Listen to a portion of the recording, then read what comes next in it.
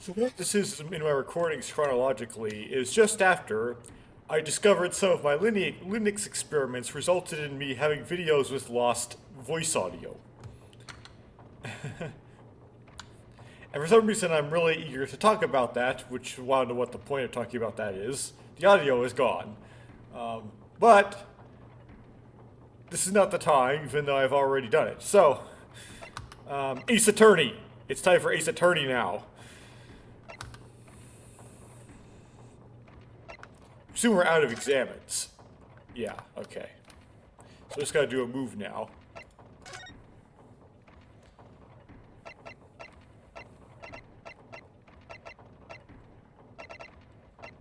So we can do more stuff at the pawnbrokery if we go to the prison first. And agree to represent Gina. But I'm gonna try the hospital first, because I want to do things out of order. It might funnel me to go to the prison, though, eventually.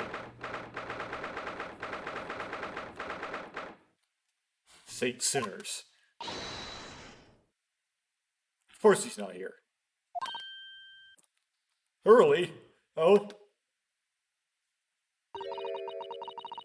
Is that what they think English looks like in Japan? Mr. Sholmes is nowhere to be seen. I forgot Susato's still here. She won't be for long. No, that's strange.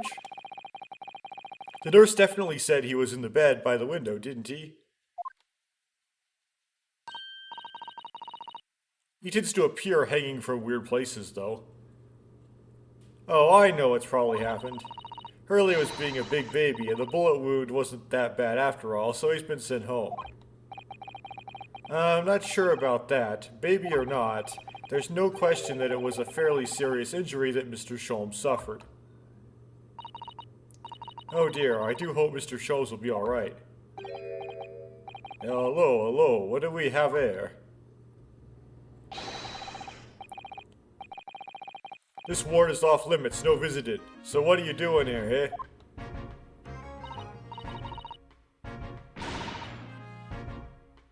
Well, have you know, we're Hurley's next of kin. Yeah, oh. Well, begging your pardon then, ma'am. A little lady and a curious Eastern pair. The great mystery solver. As a mysterious family, eh? That's how you see it, I'm sure. Where is he, Constable? Where's Hurley?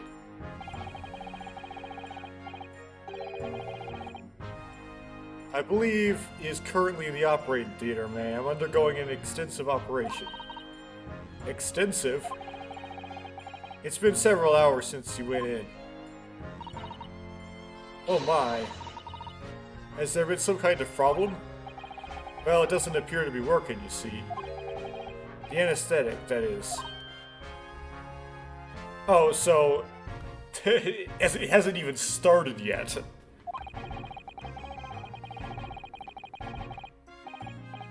I've heard a report the gentleman claims may have had a little too much to drink last night. Coffee, that is. Ha. Anyway, I think it would be fair to assume that we won't be back here for several hours yet. I see. Thank you, Constable. Perhaps we should leave and come back later. Oh, poor Hurley. I don't know what they would use in the period of history in which this is set, but I don't think coffee would make a difference. If the anesthesiologist nowadays would want to put you out, they could do it even if you had serious coffee jitters. Anyway.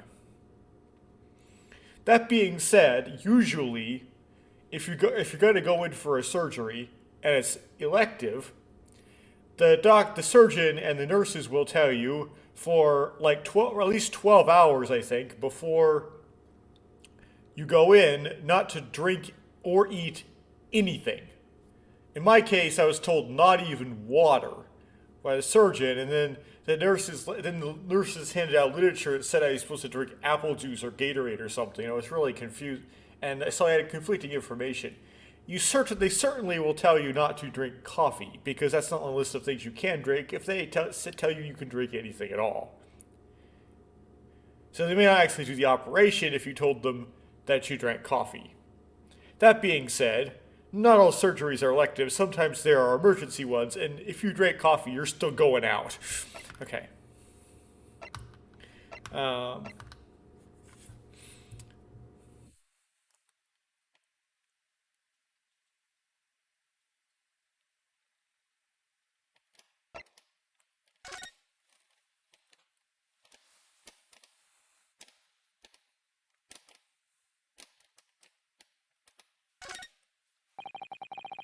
This must be Mr. Sholm's bed. Poor Hurley. I know, it looks as stiff as a board, doesn't it? Oh, I don't think that will bother him. No? I often find him asleep face down on the floor, completely dead to the world. I think I'd call the police if I discovered someone like that.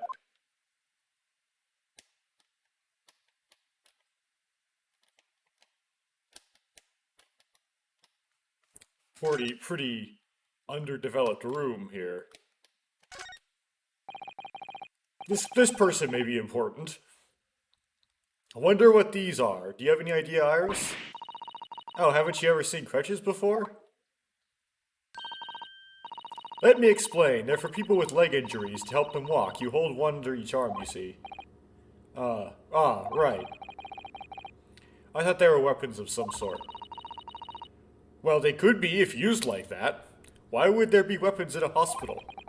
I thought maybe a fighter had been injured in a battle contest and brought here along with his weapons. That's surprisingly plausible. I have to clear because I'm kind of like not. My voice is a little bit clogged.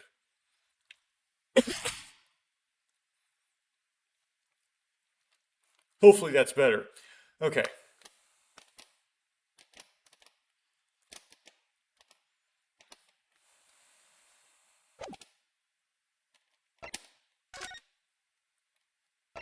Yes, we're bottlenecked into the prison.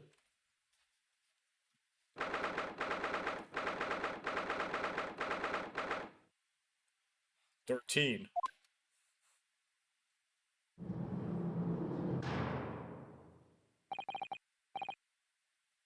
Oh, Gina.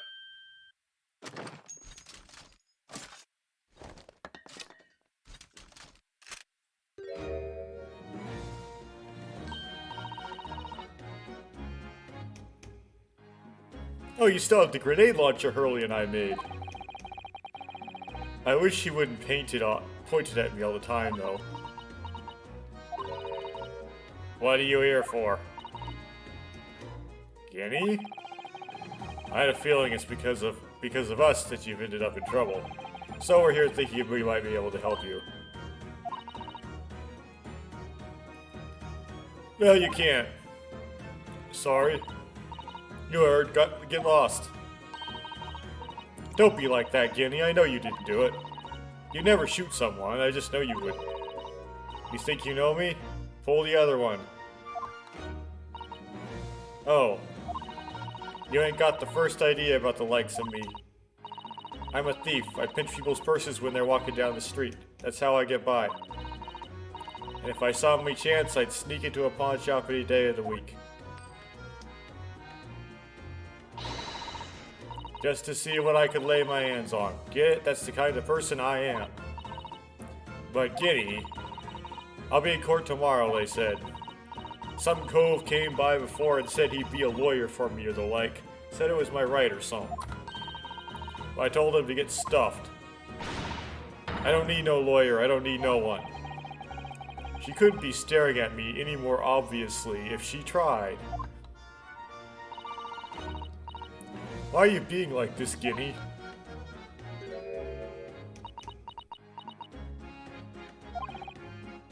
Ouch.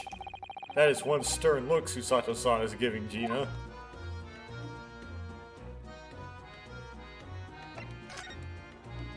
This'll be whatever.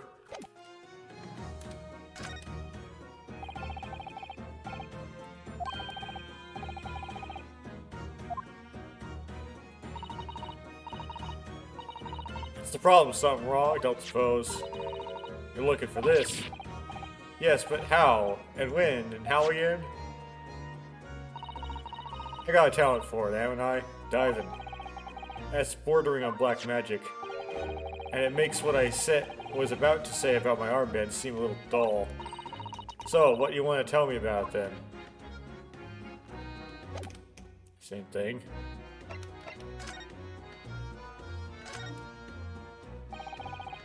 I don't understand, Gina. Why do you send the public defender? Why'd you send the public defender away? You wanted me to sign some papers, represent papers or something like that. It's all going to be rigged anyway, the whole trial. They'll pin it on me because I'm a kid. That's what grown-ups always do. Why do you think that? Because that's how it's always been for me, growing up in the back slums my whole life. If you do what the grown-ups tell you, you get your mates dragged off by the coppers, or worse. I've had it happen to me before and all, been sold out and nearly snaffled on the back of it. You can't trust no one, that's the point. Soon as you do, you're gone to grass, dead. Gina, listen.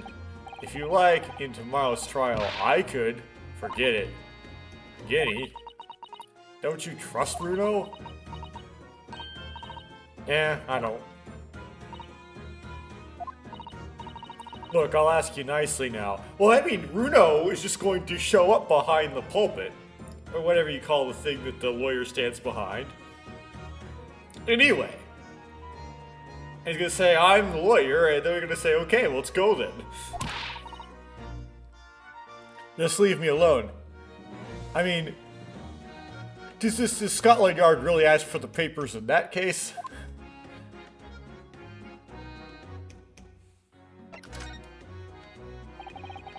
Will you tell us what happened, Gina? Last night at the pawnbroker's. There's nothing to tell. I figured it'd pay me, so I broke into the place and started going through the storeroom. But the old bloke walked in on me, and you know the rest. But why, Ginny? Why would you do that? Is it obvious the place is full of stuff I could sell for a shilling or two? Diving ain't easy, you know. It's a lot of work, and half the time you don't even get nothing. Is that really why you broke into the place? What? Are you sure the true reason wasn't something else? Oh, give me a rest. Won't be the point anyway, eh? Nothing I could say would make a blind bit of difference. You don't understand how these games work, Gina. Please tell us, Ginny. We'll believe you, whatever it is. Believe me, don't be daft. You can't believe nothing. Everyone lies all the time. And you know what? When it comes to liars, I'm the biggest of the lot. I've told some unforgivable lies, I have. What do you mean by that? What unforgivable lies?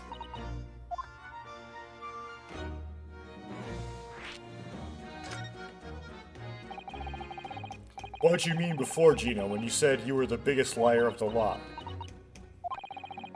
Why don't you tell us what these unforgivable lies you've told are? Maybe we can help. Sorry, we're out of time. They're gonna want to question me now. Guinea, please. Oh yeah. I wanted to give you this. Something to remember me by.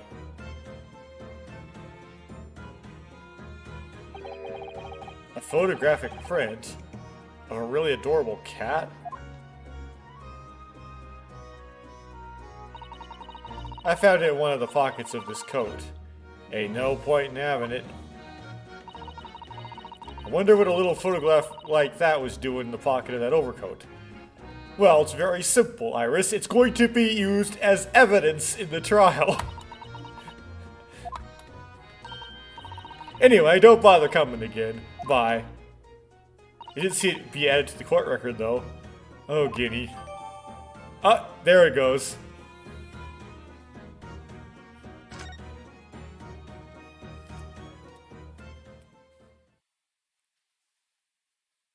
No, Susato's gonna bail us out. Gina? I wonder if you might hear me out. There's something I'd like to say. What? sorry to say that I must reluctantly bid you farewell. Yeah, farewell. Tomorrow I must begin my journey back home to Japan. I fear we may never meet again.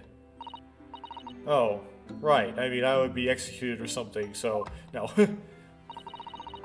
I've had the pleasure of meeting so many lovely people here in London. I have so many wonderful memories.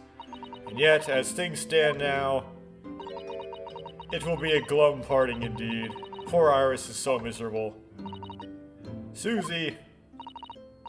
Well, that ain't my business. Both Iris and Mr. Naruhodo believe you to be innocent, Gina. They put their faith in you. But somehow, you can't find it in your heart to put your faith in them. Yeah, that's right, I can't. What of it? It grieves me greatly to have to say goodbye to my friends when they are so clearly unhappy. Because of you. It's my fault? Yes, so I have one final request, Gina, before our paths never cross again.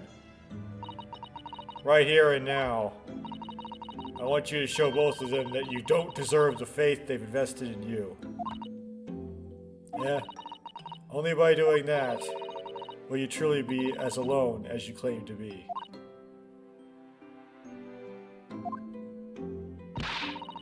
What are you talking about?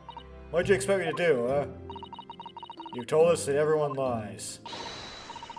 So prove it by admitting one of your own untruths.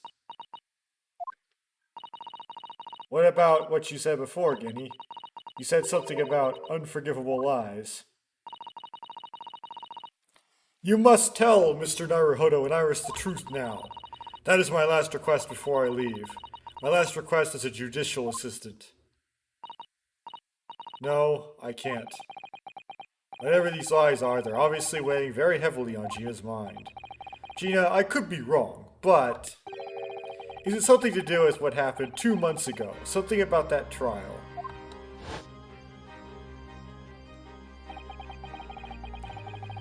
Well, the one in which you obviously lied in.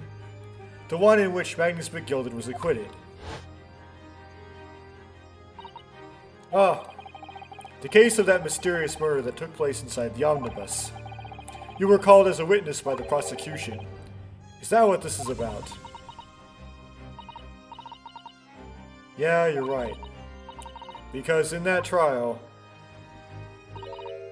I lied. I lied like you wouldn't believe. Well, we know that already. Will you tell us about it now?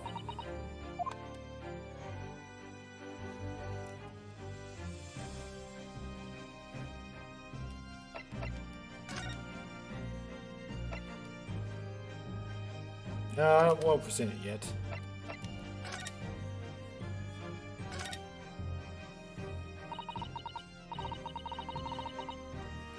Like you said, it all happened 2 months ago. The coppers got hold of me and shoved me in the witness stand. And based on your testimony, Mr. McGilded was declared innocent. Yeah, well, the thing is, I lied about a whole bunch of stuff. I knew it. What sort of thing did you lie about? I was hiding under the seat that night. That was the truth. Huh. What?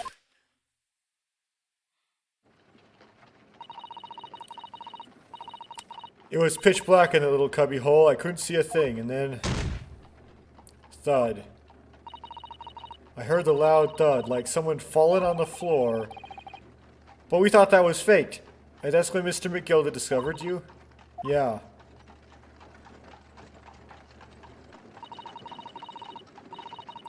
You pulled me from under the seat and sat me next to the dead man. There weren't much night light to see by, but when I looked at me and I had the cove's blood all over him.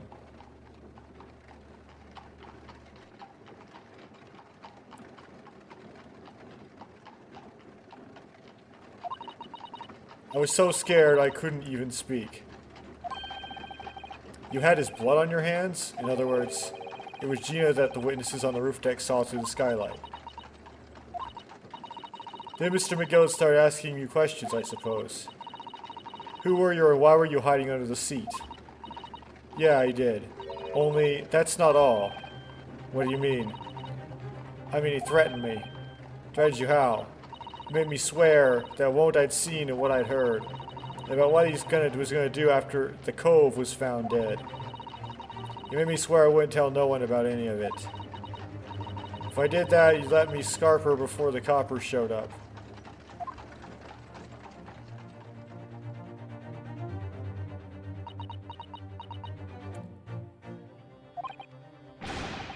Gina, you must tell me what you swore you to secrecy about.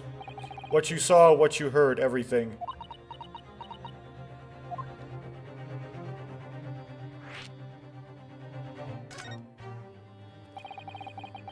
You said McGilded made you swear not to tell anybody what you saw, but you were in the pitch-black compartment under the seat the whole time, weren't you? Yes, with Mr. McGilded sitting above your head, if I remember correctly.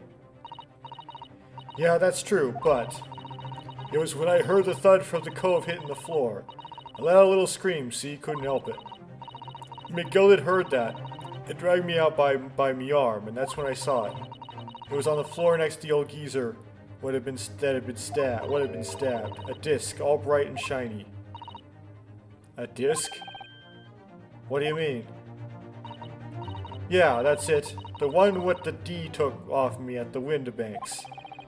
So the music box disc was there on the floor of the omnibus. Not for long, McGilded spotted it straight away. He picked it up smartish and stuffed it in his inside pocket. So that disc was in the omnibus 2 months ago at the scene of Mr. Mason's murder. And the bog trotter told me. I weren't to mutter a word of it to no one. That's pretty minor. Because it was so dark under the seat in the cab, I was straining my ears the whole time. After a while, I heard the door and footsteps inside the cabin. Presumably that was McGilded getting on board. Nah, not only him. Oh, because I would definitely make out the footsteps of two people. In that case, it would seem likely that it was Mr. McGilded and the victim. Mr. Thrice-Fired Mason. In his testimony during the trial, Mr. McGilded claimed he slept during the carriage ride.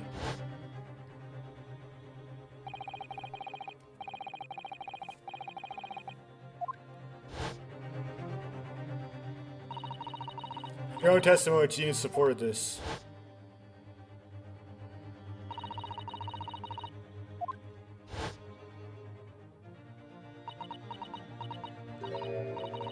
Yeah, that weren't exactly true. Neither of them was asleep. I could hear him talking the whole time in low voices. What? What were they even talking about?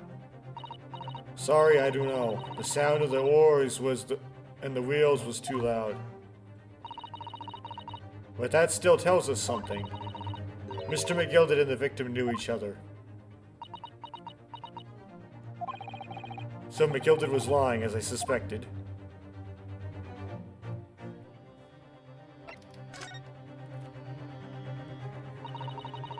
I knew it weren't going to take long before someone raised the alarm that the bloke had been killed.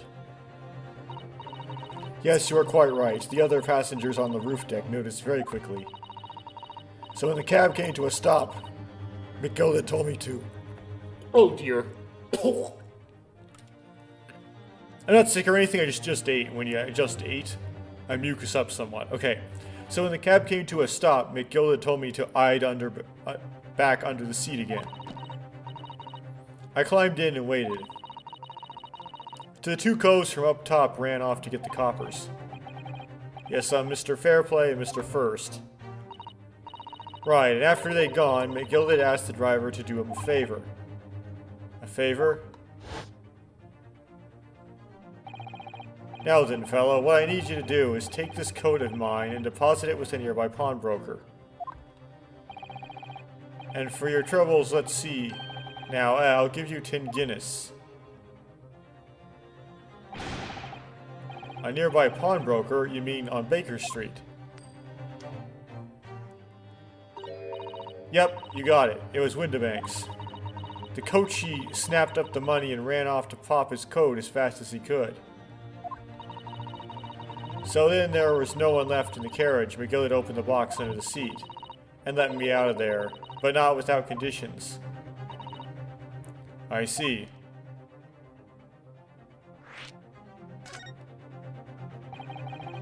What were McGillet's conditions then? For letting you go free, I mean. Not telling a soul, not for anything, about what I saw and what I heard. And there was something else as well. There's more? Yeah, this is the most important thing, he said. I'm after sending the coachman on a little errand for me with some small change in his hand.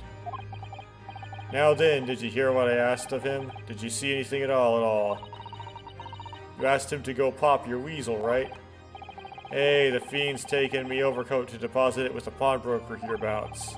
And I want you lads to take the redemption ticket for it. Do I understand? Well, you want me to add the ticket? That's right, and I'll come fetch it from you later. Sometime within the next 2 months.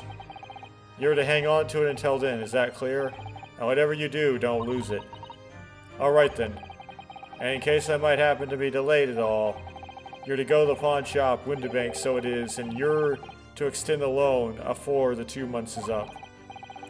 If you forget, the article will be forfeited and any old fiend would come along and buy it. Yeah, but I ain't got that kind of brass. Here's £5, that should be enough. Do we understand each other, lass? Don't try anything funny now, if you go against me. Yeah, I get it. Good, and one more thing. In a few days from now, you'll be visited by the police, I've no doubt. The coppers? They'll come asking you to take the stand in court, testify as a witness. So let's just have a wee chat about that, shall we? What is it that you might say, and what is it that you won't?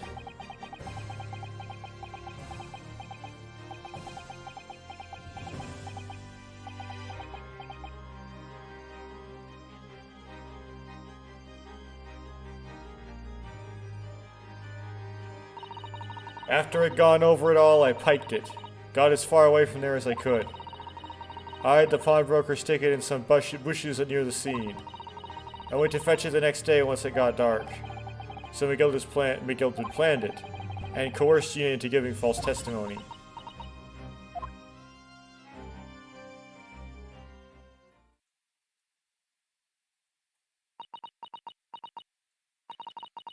I bet you're ready to string me up, eh? I lied in that big old courtroom. I told some corkers. The thing is, he said it would make it so he wouldn't live in the East End anymore. That's what he threatened me with. What a wicked man. I knew everything what went on in the back slums. I knew we had no one to look after us and we was all just looking out for each other getting by together. So you mean Mr. McGildet would have... In heartbeat, he could have had a lot of us chased out of there if he'd wanted. And then there could we have gone, eh? Nowhere, that's where. So I didn't have no choice. Thank you, Gina, for telling us everything. But I'm for it now, eh? Go on, admit it, you must be livid. Well, you can make amends by doing me a simple favor. A favor? What? Sign the representation papers for tomorrow's trial. If you don't actually want me to represent you in court, you can rip it up later. But we need that paperwork or we can't investigate. The police won't let us. Investigate what? The scene of the incident last night. Mr. Sholmes was shot, you see. You what? Hurley's having a big operation right now, Guinea. Is it bad? Is he gonna be alright? Sholmes is gonna be alright, right? That's why I want to investigate, for Mr. Sholmes' sake as much as anything. Right. So what you're saying is, if I sign that bit of paper, everyone's happy, is that it? Something like that. Miss Susato? Yes, of course. I have the representation papers here.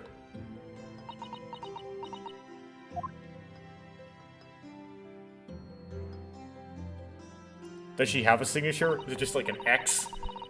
I don't need to... No one to stick up for me, though. No lawyer, no nothing. Oh, it will happen. No turning back now.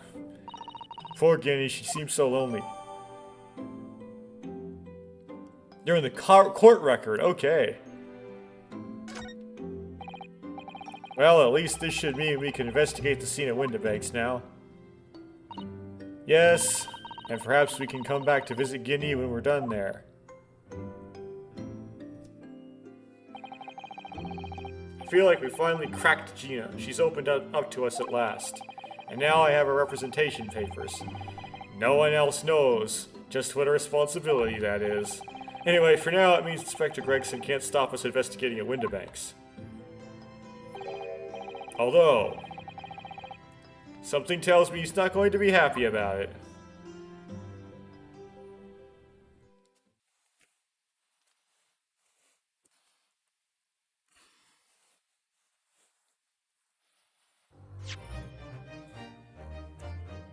Fine.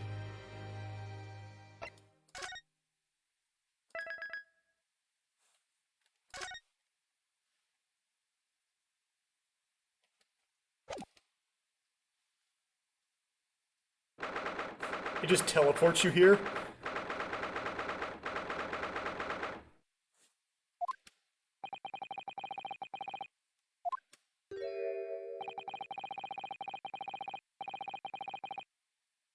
Now let's rust those representation papers in Gregson's face and see what he makes of them. Hello again, Inspector. Do I have a minute, please? Okay.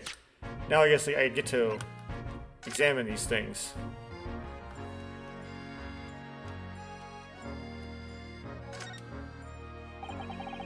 This is a normal little cat. I think it looks a little like Wagahai. I always thought that cats like to curl up inside under the heated kotatsu blanket when it snowed. Maybe British cats are different.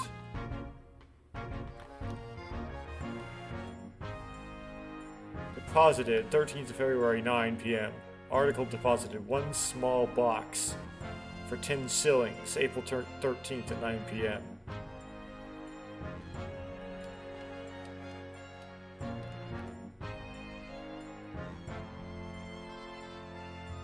Hard to read signature. It's A, some letters T, some letters, it ends with an S. Starts with a P. Fweely.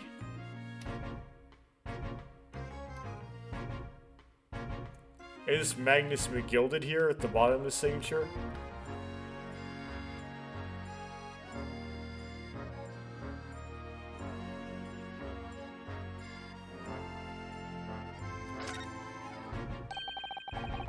Look on the back of this print here. There's something written on it.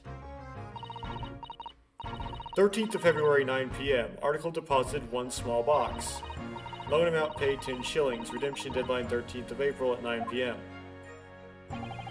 So this photographic print is a redemption ticket for an article that was deposited 2 days prior to the incident on the omnibus, it would seem.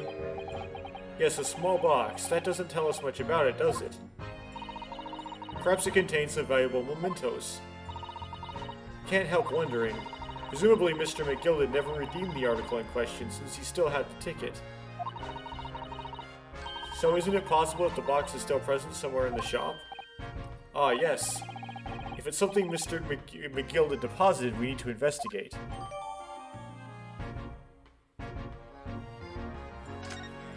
Okay, we're looking for a small box then. I, the undersigned, agree to legal representation by the lawyer named hereunder in regard to the following incident. Defendant Gina Lestrade, alleged office, murder of Baker Street pawnbroker. Date of trial 17th of April, 10 a.m. Attorney-in-law, Ryanosuke Naruhodo. Okay. Hello again, Inspector. Do you have a minute, please? What is it now? You should go home and get some rest. Here you are, Gregsy. Here are the representation papers. Your ladyship? How? I don't believe it. How the devil did you get that stubborn little ragabash to sign that? I salute you. That is good work, that is. I can see you've been very busy here as well. How about some tea? Special blend designed to relieve fatigue. Is that just a whole lot of caffeine? Oh, lovely. Well, let's see now. Yes, yes. I hardly feel tired at all. I'm fit as a fiddle, your ladyship. Would it be alright if we investigated the scene of the crime, then? Do as you please. You know where it happened. Through that door behind the counter. Yes, the storeroom. That's where I discovered Mr. Windibank and Gina. Right, well, I'll be getting back to business then. Will you be investigating in the storeroom as well, Inspector? If I'm perfectly honest, we need to wrap this up before long. Can't afford to spend too much time on it. But there are so many articles to go through, it's taking forever, even with the lads working around the clock. Which is a problem, because there's another case the yard needs to investigate urgently. That must be what Lord Strongheart meant by far more serious matters before, which will tie in. So what I'm saying is, don't get under my feet, sunshine. Come then, let's not waste any time. Yeah, so I'd like to pause here. So, obviously, the big matter that they're investigating, which has to do with Magnus McGilded, is going to tie in. Because everything ties in, and this is the last case of the first game. And Gina called back to Magnus McGilded's case. Now, what I'm suspicious of, because of that accidental spoiler I got, is that that's actually not going to be resolved. We're actually not going to get the answer to that big matter involving Magnus McGilded. It's going to get strung on even further. But anyway, so like a reminder of the 4 types of locked room mysteries from that other game. There is, the locked room was created before the murder. That's when the victim is in there, the room is locked from the inside, and the murderer figures out a way to kill them from outside the room. So they are killed by mechanism. Then there's a locked room is created after the murder, where usually the murderer kills the victim, then somehow figures out a way to lock the lock from inside. In other words, the locking of the room is done by mechanism. So it's never not really a locked room, which is that the murderer had some alternative way of escaping that we just haven't discovered yet. And lastly, the 4th way is suicide. In this case, the locked room happens after the murder is by far the most common in these mystery games. It's just the easiest to write, and it gets kind of cliche and boring. But that was what the second case was a locked room that happened after the murder. And it was done by a mechanism, that is, emergency stopping the ship. This case, we might see a locked room happen before the murder situation, because there is that, like, flap door that they could have used to shoot the pawnbroker from outside the locked room after it's already been locked. So, we could actually see that, but we'll see. It would be, like, a good change-up to have a murder after the room was locked, because it's so commonly the room is locked after the murder.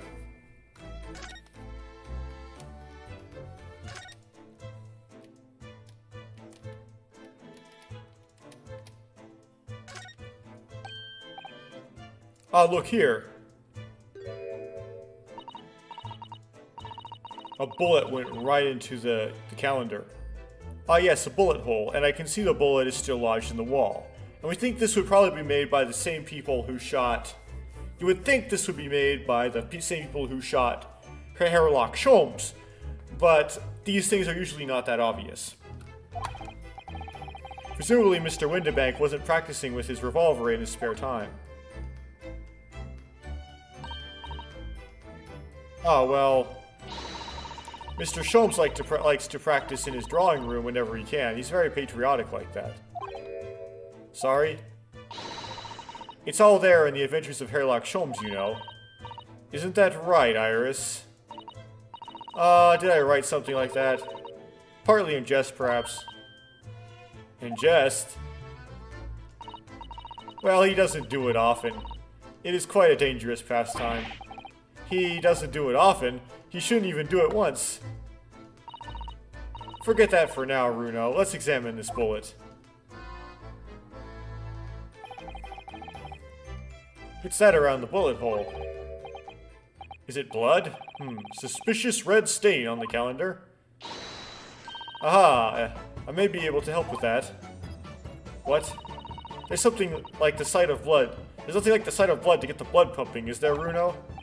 I have a feeling I'm not as bloody-minded as you, Iris. I'm afraid the sight of blood makes my blood run cold. There you have it. You see, when it comes to blood, we're all different types. Yes, what a scientific observation. So, you need this. Oh no, what's that scary looking thing? Hurley and I haven't actually come up with a name for it yet. But as soon as you see it in action, you'll understand what it does. Watch.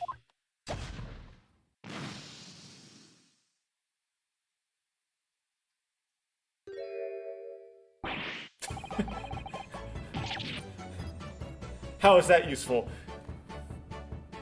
The luminol gun, except it's green instead of blue.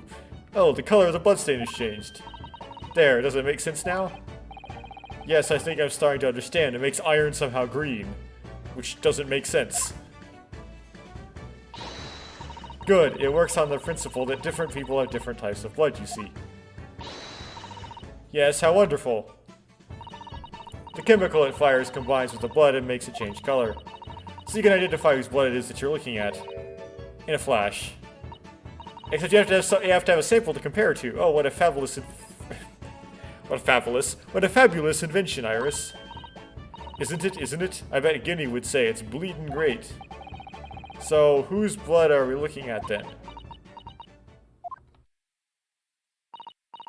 Well, all the chemical does is turn the blood a different color, so just find someone whose blood turns the same color and you'll know who it belongs to, in a flash. It's more like 2 flashes, really, isn't it? 1 flash or 2, this could well turn out to be a very valuable clue. Need to cut somebody. So we must take a note of it in the court record. The blood sample has been entered into the court record. So green, okay. Let's keep testing and adding the results of any other blood analysis to the portfolio. As long as they have reagent left, sure. I can still examine it. Green blood. It just seems wrong somehow. Looks red to me. Oh, there are all sorts of different colors. There are pretty pinks and purples too, you know. Like I said, everyone's blood is different. I wonder what color my blood would turn out. Actually, I don't want to know. Yeah, pink blood, that would be a reference. Okay. This guy. This officer has been staring intently at the wall since before we came in here. Shh, keep it down. Oh, sorry. There's a major clue just there.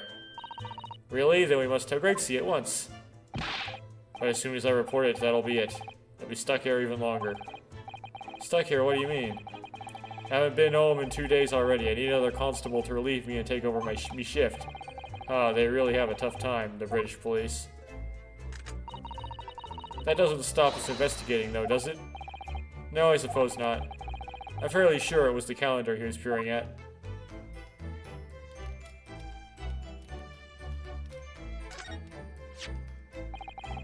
I'm fairly sure this contraption was here yesterday as well.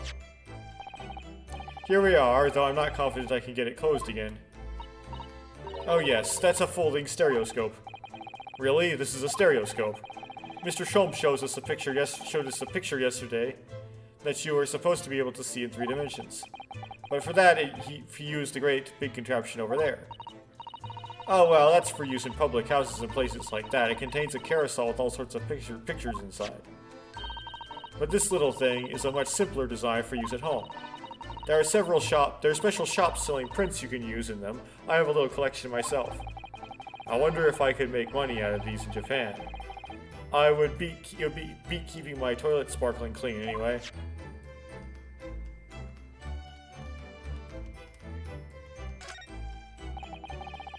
This is that strange contraption lets you see pictures of things as if they're right in front of your eyes. It makes you think. When Mr. Sholmes gleefully showed it to us yesterday, we were blissfully unaware that any of this was about to happen.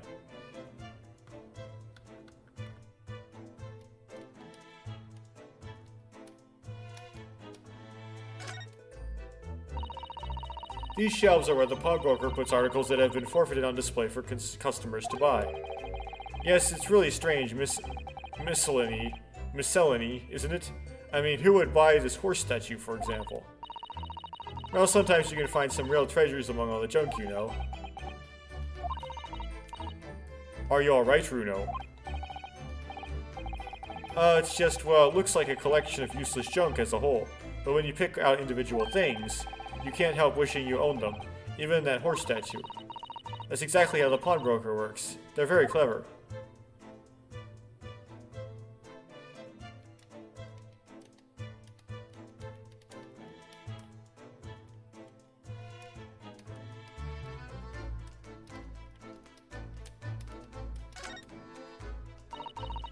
That's a music box.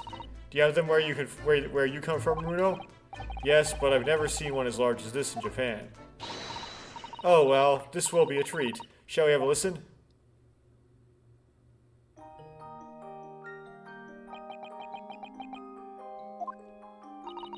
Hopefully this is not copyright. What do you think? Isn't it a pretty sound? It's a beautiful sound, yes, but it's a little hard to enjoy when all the policemen in the room are giving you fierce looks. Never mind that. If any of them say anything, I'll tell Gregsy to have a word. Iris Wilson, Superintendent of Scotland Yard.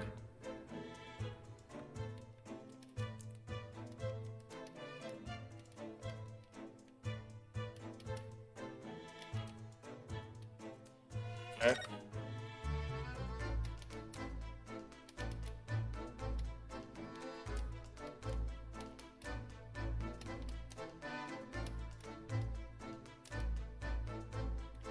Not yet. All this. There's an article ledger here in Mr. Windibank's notes, and what's this? It looks as though someone had left a little photographic print behind. Oh, look at the back. There's some writing. Is there? Oh, show us, Susie. Show us. 15th of February, 10:30 p.m. Article deposited 1 gentleman's overcoat.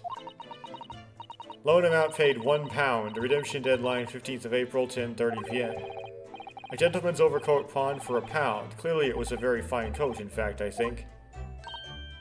Yes, this must be the ticket for the overcoat that Guinea redeemed yesterday. And is still wearing, which belonged to McGilded. I would never have expected the redemption ticket to be handwritten on the back of a photograph, though. It seems like Mr. Windibank just used whatever piece of paper he happened to have on hand. But this photograph of a cat looks very familiar, doesn't it? I'm sure I've seen this exact same picture somewhere else recently. Oh yes, you're right, very recently. It's the same as the one Guinea gave us earlier. Of course, I was forgetting that she gave us that print.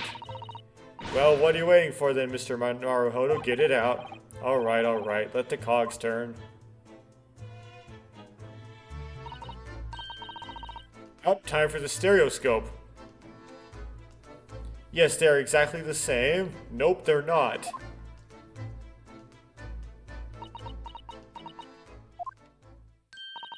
Heh, I've got it. These 2 photographs hide an amazing secret. A secret? What does she mean? You must tell us, Iris, at once. Heh, do you really want to know? Yes, we need you to tell us all you know about this pair of photographs.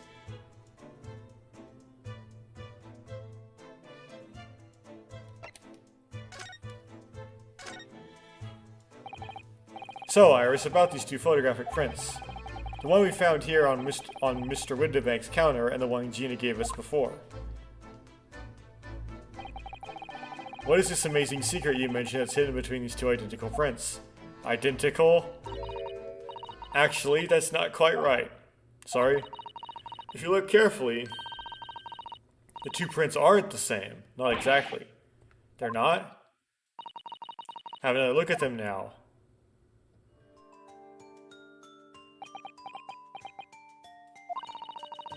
Can you see that they're just slightly different from each other?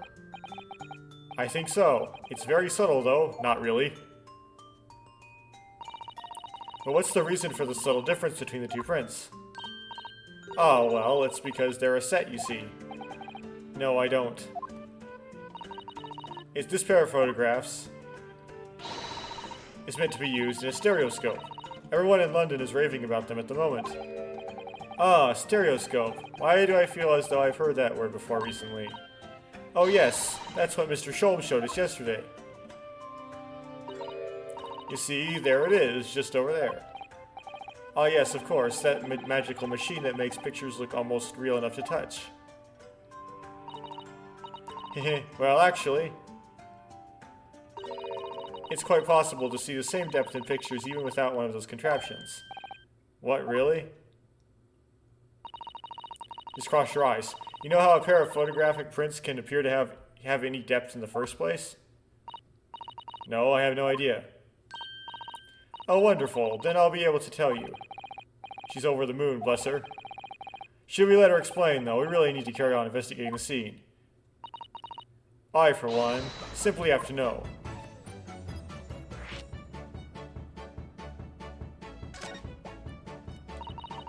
Okay. Have you ever considered, Bruno, how our eyes see depth in the world around us? Well, I just open them, and it works. But the reason it works is because we have two eyes. Two eyes. Shocking. If you try closing just one eye at a time, I think you'll see straight away that you will see what you see with your left eye and what you see with your right eye are ever so slightly different. You get a different view with each eye. Yes, the position of objects seems to shift slightly. Exactly. In your head, your brain uses that shift to estimate the depth of it as it merges the two views into one. That's how we can see depth in everything we see. Haha, my brain really is amazing, isn't it? It does so much without telling me. Ah, I think I see. So the pair of photographs consist of a left eye view and a right eye view. Is that right? Oh, well done, Susie. You are so quick. So, if you can persuade your brain to merge the two pictures together in your head, you'll be able to see depth in these prints. Yes, Bruno, you're beginning to understand. And a stereoscope's function is to act as your brain and allow you to do just that. Yes, but as long as you have two images, two eyes, and one brain, you can actually do it yourself without needing a stereoscope at all. You can, really?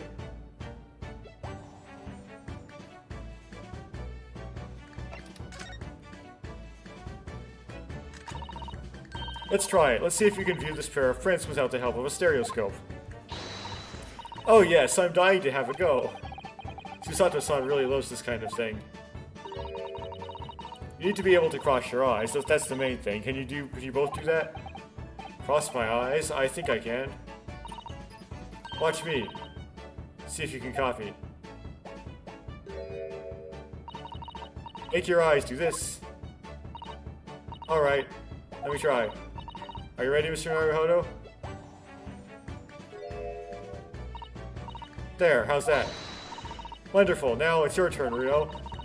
The trick is to concentrate on looking at the bridge of your nose with both eyes at the same time. Not exactly an easy task when two people are staring at you cross-eyed. Alright, that's enough practice. Now let's try looking at the prints.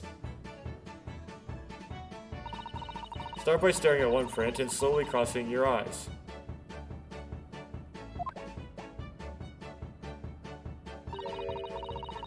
You should see two overlapping images like this. Yeah, you try it now, Runo. I'm just going to have to give it a try, I suppose.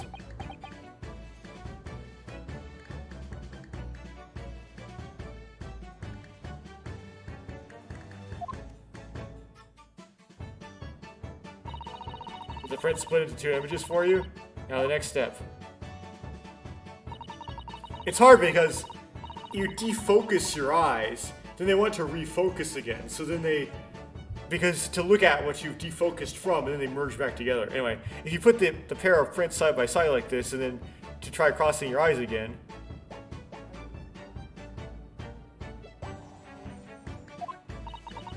the prints should slowly merge together. until...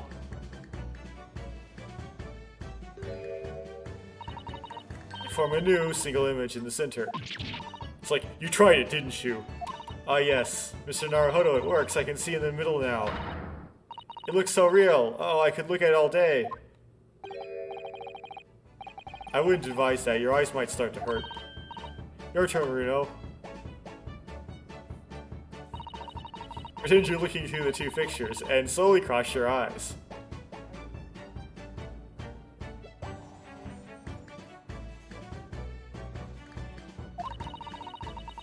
Keep adjusting the position of your eyes until the two images overlap exactly in the middle. Like this, is it?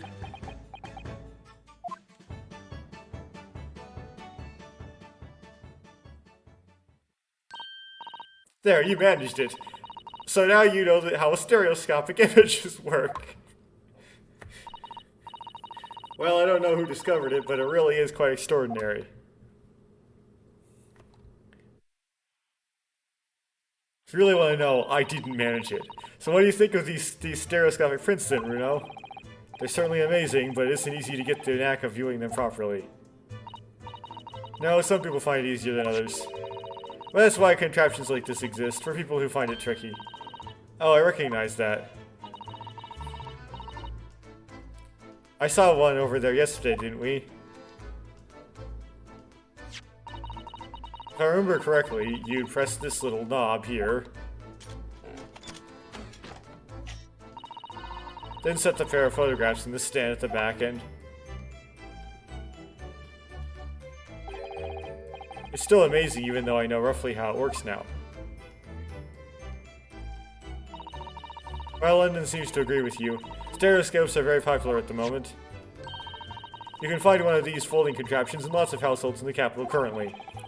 But if these little machines are so affordable, surely there's no need to go around staring cross-eyed at pictures like you hate them.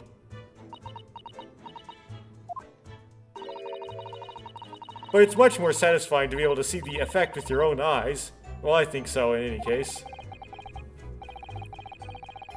Stereoscopic pictures, I never even heard of them until yesterday. You certainly learned a lot about them, but I wonder if it's knowledge that I'll ever actually need. The second white photograph has been entered into the court record. That was verbose.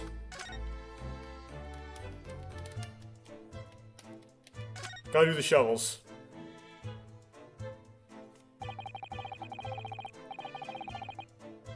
That ledger that's open on the counter there really is enormous, isn't it?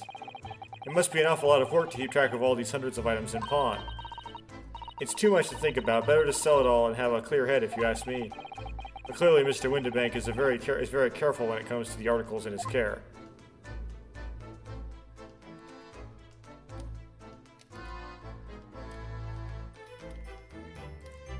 I don't get to examine the taxidermied crocodile. Okay, I guess we'll do the door now. Behind that door is the storeroom, isn't it? That's what Gregsy said.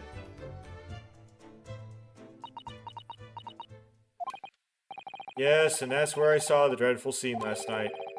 Through the little window in the door.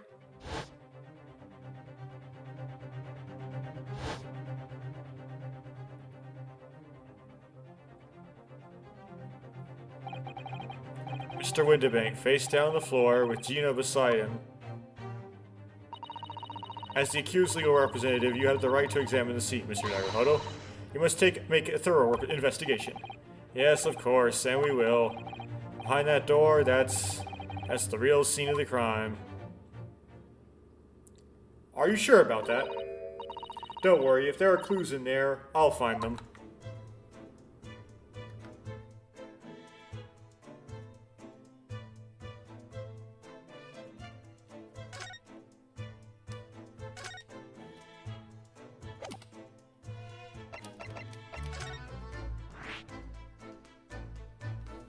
Have to take a little break here.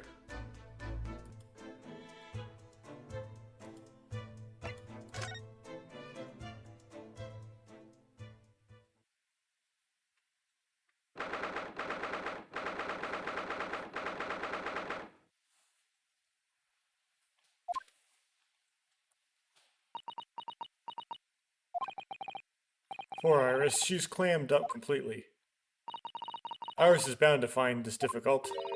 After all, Mr. Windibank's life was taken in this very room only last night.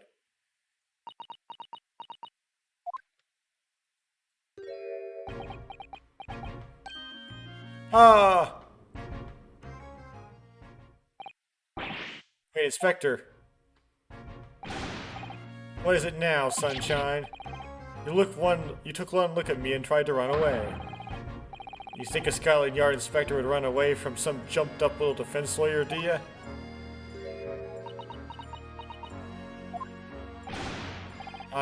Well... I'd never seen her ladyship looking like that before, is the thing. I didn't know what to say to her. So you weren't running away from me, you were running away from a 10-year-old.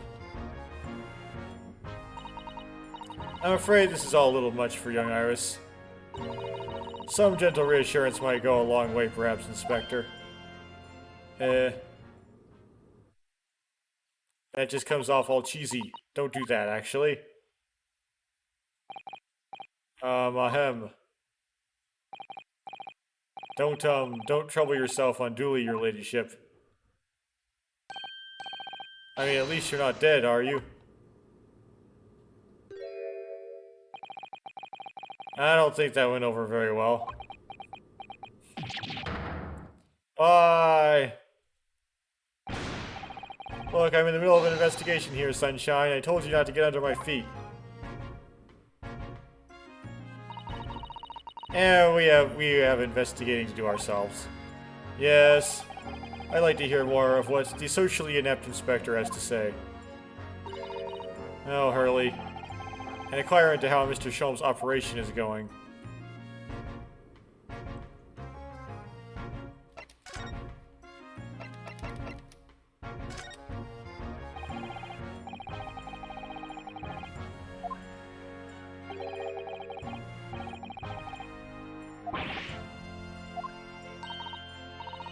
In that case, Craigsy, how about some herbal tea?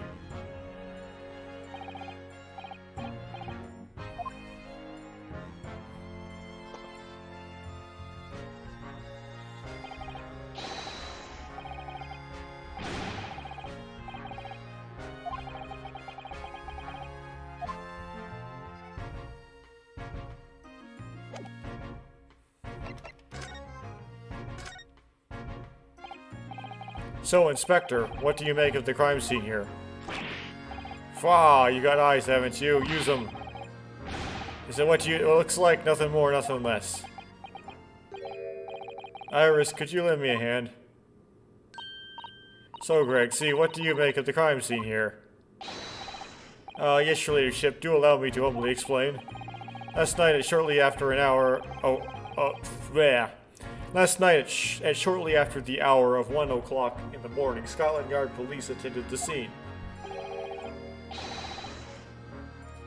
And the one and only door to the storeroom was found locked from the inside. So it was locked from the inside. The lock appears to be broken now, though. Was that the police officers doing? Quite right, ma'am, quite right. We took the liberty of smashing the door in as humbly as possible. Oh... As you can see, the victim was discovered prostrate on the floor, thuswise. And next to the aforementioned body, we discovered the vile gutter child.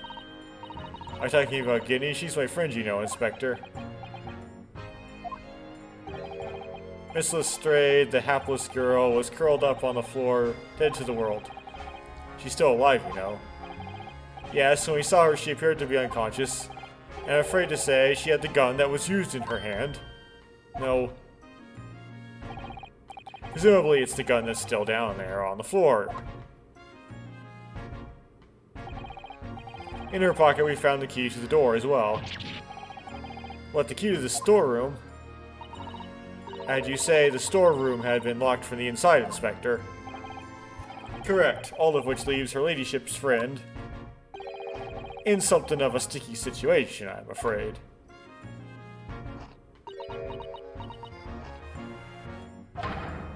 Iris, the chance that she actually did it is like 0. This is Ace Attorney. What are you thinking? Obviously, my personal opinion is that it's all some sort of misunderstanding. Of course it is, Inspector. Of course it is.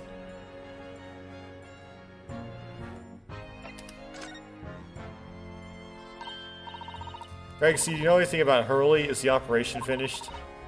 Is Hurley alright, is he? The thing is, don't mince your words, Inspector, please. You don't mean to say that Mr. Sholmes is... No, the operation's done and dusted. It's just that, well... Out with it! Yes, ma'am. They use something called a general anesthetic. It's the latest thing, renders the whole body insensitive. The whole body anesthetized? Is that even possible? It means the operation can be completed while the patient is fast asleep. Goodness, in the Empire of Japan, we could just manage to provide laughing gas for a tooth extraction. The trouble is, the latest thing isn't always the greatest thing, if you follow my meaning. They couldn't get the medication to work at first, so it took hours for him to nod off, so I hear. And now that the op's finished, they can't get him to wake up, apparently. That's called being dead. Oh my. No one knows if it's the anesthetic still in the system or if the bloke's just plain exhausted. But anyway, all they can do is stand back and watch until he comes back around again.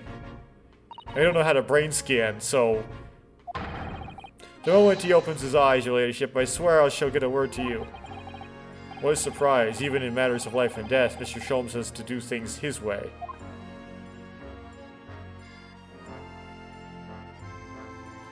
Okay.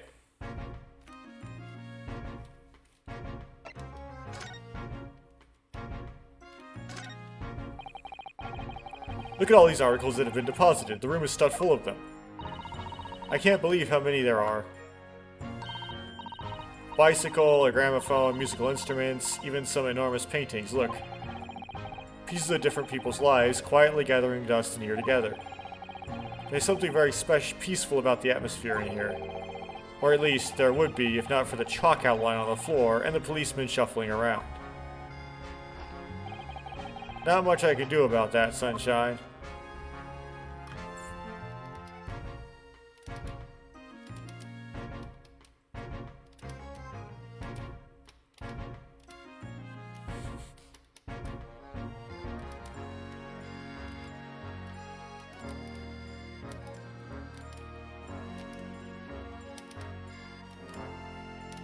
Okay, the extremities are cleared. Okay, let's examine the box. Out of all the articles in the storeroom, this is the only thing that shows any sign of being ransacked. Ah, what is it, Iris? That's the box file that my manuscript was being kept in. Oh. Iris's unpublished story, The Hound of the Baskervilles. Surely that's not what all this... Oh, yes it is. Sorry, Iris, but if you ask me, I sold it. Without telling you. You must check inside. We must check inside the box at once. Yes. It's gonna be empty because Gina did something, somehow got it out of there. Ah. It was there. Iris's story was there. Really? It was? Well, that's good news, isn't it, Iris? Yes. I mean, of course I believe Hurley when he said he deposited it here, but still. It's a relief to actually see it. Really? Because that's not a very well hidden frown.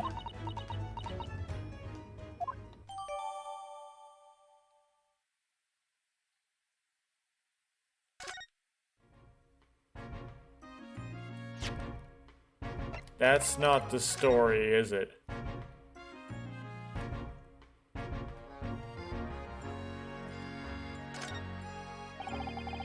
Can't find anything out of place.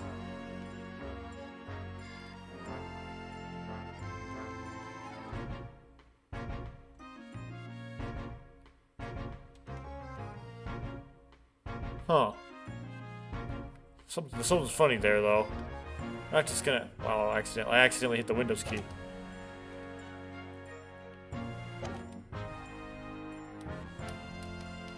Gun. This is a revolver. A real one. Yes, you've held one in your hand before. And quite possibly the murder weapon used to take Mr. Windibank's life. For some reason I wanted to say Wilkinson. What's the matter, Susie? You and Runo look like you're about to faint. Well, it's just that I've rarely seen a gun in the flesh. And I've had issues with guns in the past. But anyway, we saw Mr. Windibank with this yesterday, didn't we?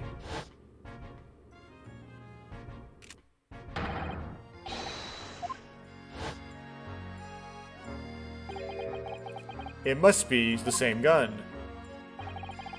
And last night, when I looked in through the spy hole on the door of the storeroom here, that was the same gun I saw in Gina's hand. Mr. Windibank told us that he only ever had a single bullet loaded in his revolver, didn't he? Well, it's empty now. The one and only bullet that he had in this gun has been fired. So we can be fairly certain that only a single shot was fired from this revolver. It would have been more narrowing things down if there was one bullet in there, but okay. The blood stain looks awfully like a violin. The police have marked the position of the body with a chalk line.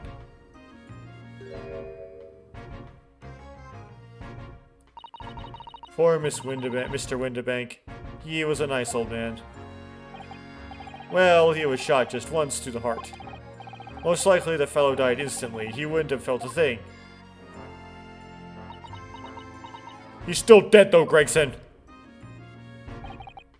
This must be his blood, then. Ah. Time to color it. I don't like to ask in such a wretched time, Iris, but I wonder if perhaps...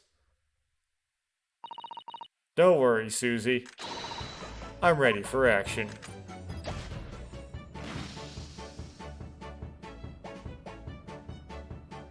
It's blue! Okay, so it wasn't Windibank's blood on the calendar, which makes sense. Now we know the color of the chemical turns when it reacts with Mr. Windibank's blood. And it doesn't match our analysis of the blood stain found in the main shop. No, but let's add the sample to the others we've already collected anyway. The blood samples portfolio has been updated in the court record. We still have more to inspect here, it appears. Iris? Don't worry, I'm alright. But we must find the true culprit. Yes, absolutely. Okay. Gun's done now, too.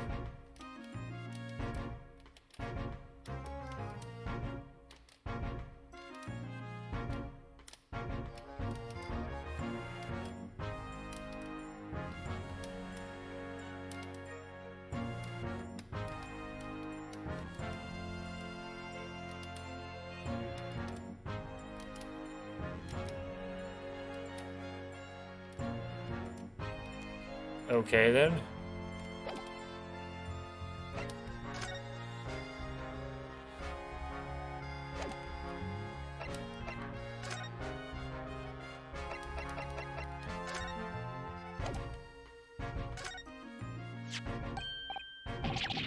Is that what I think it is?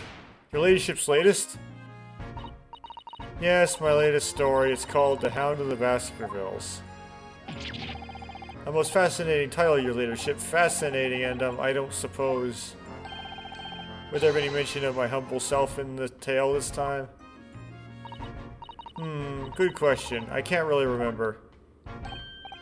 I see, I see. Well, why would you, your ladyship? I'll just await its publication with eager anticipation. You needn't worry, Inspector. I'm sure if you do appear, you won't be doing anything particularly remarkable. You looking to be arrested, Sunshine?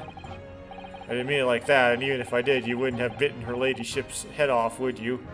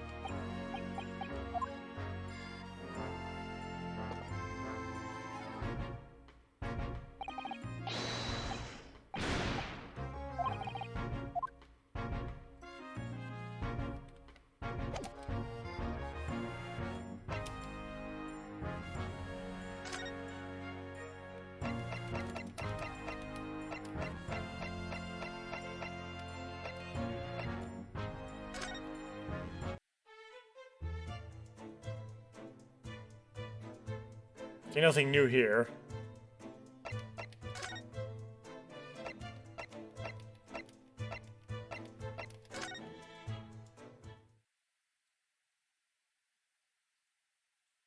Nothing new here.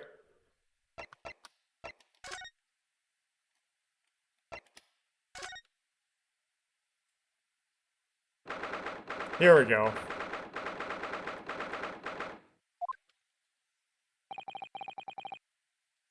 Gina does not appear to be here. I believe she must be in questioning at the moment. Oh, but wait a minute. What is it, Iris? Well, if you examine the scene here carefully, there's another possibility, isn't there? Gina could have slipped a key from the jailer when he wasn't looking and escaped. Oh my. Why would you do something like that? It could make her situation worse. Calm down, Runo. I was only joking, of course. Oh. You had me worried there. I thought it was a great deduction. Yes, it must be your way with words, Iris. You're so wonderfully persuasive. Perhaps you don't fully understand the weight of your words carry. Oh dear, I'm sorry. I suppose a light-hearted great detective is a contradiction in terms. Well, in the same situation, I'm sure Mr. Sholmes would have thrown his head back and guffawed. I'm not entirely sure that's helpful, Mr. Naruhodo. Well, anyway, it looks like we won't be able to talk to Gina for a while. We should try to make progress with our investigation in the meantime. Yes, come along then, Runo. Come along, Susie. Okay.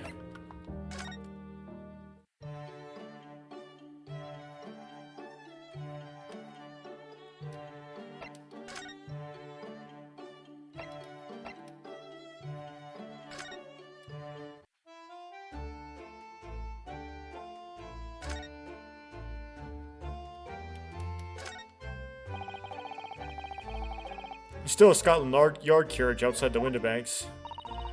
I never imagined we'd be investigating a case so close to home. Poor Iris, she's very upset by all this. I'm sorry I was there, or I should have done more. None of this is your fault, Runo, so please don't apologize. But it's the criminals who are to blame for all this, so let's investigate and work out how to catch them. Yes, you're right.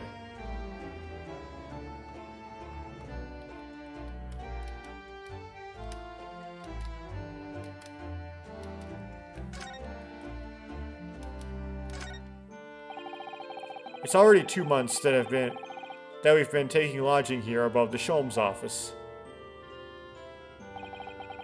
I still can't quite believe it. I never expected things would turn out like this. When Hurley comes back home, let's have a big party. That's a great idea. I'm sure it won't be long. Mr. Sholmes is very tough. Yes.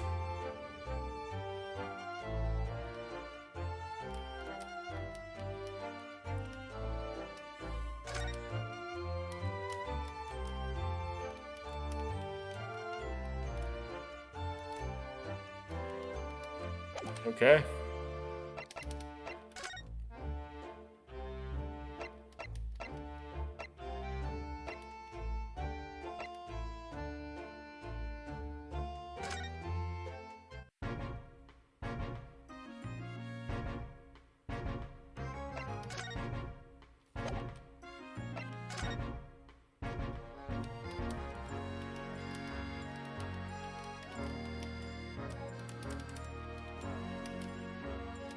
It's the thing I haven't examined.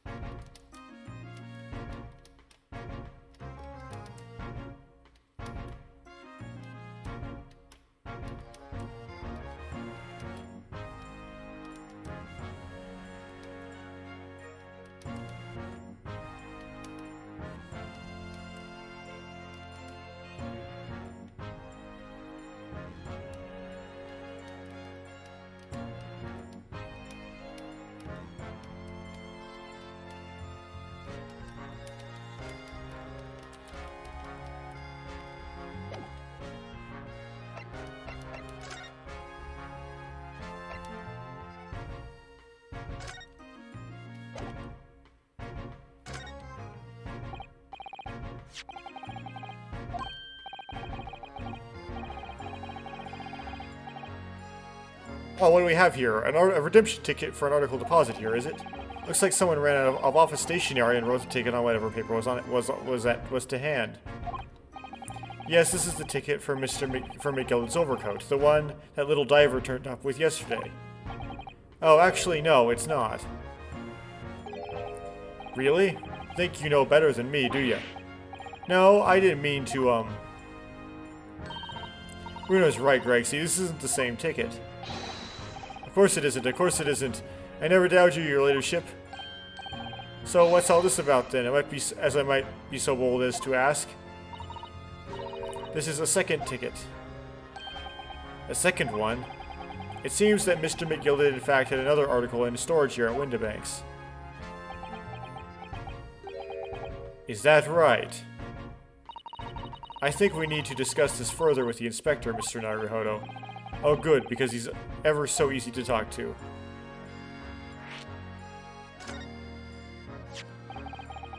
This ticket was in one of the pockets of Mr. McGilden's overcoat. You mean to tell me... Yes, there was more than just the music box disc, it seems. Oof, I should have insisted on the lads taking it back to the yard and examining it properly. Well, according to the details on this ticket, Mr. McGilden deposited another article here with Mr. Windibank. Yes, I can see it written here. A small box, was it? Do you have any idea where it is, Gregsy? Any idea at all? It's another article belonging to Mr. McGilden. It could be an important clue. Well, yes, I suppose it could be... Please, stop looking at me with those big turquoise eyes, all full of hope and expectation. It's too much pressure. I'll lose me marbles, I will. I'll go barking. There's no time for dog impressions, Inspector. That's enough sauce for you, Sunshine. There's one thing that springs to mind. According to this ticket, the redemption deadline's already passed, hasn't it? Oh yes, of course. Articles are only held for 2 months. So the small box will no longer be in here, then? That's right, it's been forfeited. Which means it could be on the shelves in the front of the shop where the forfeited items are offered for sale. Yes, the shelves in the front. You must search them at once. You're wasting your time. Oh? There are dozens of little boxes out there, hundreds even. We can't possibly know which one might have been McGilden's. That information's not written in the ledger. Ah. Well, I think we should at least have a look, just in case. Of course, your ladyship, of course. Very sensible of you, I'm sure. This is getting old.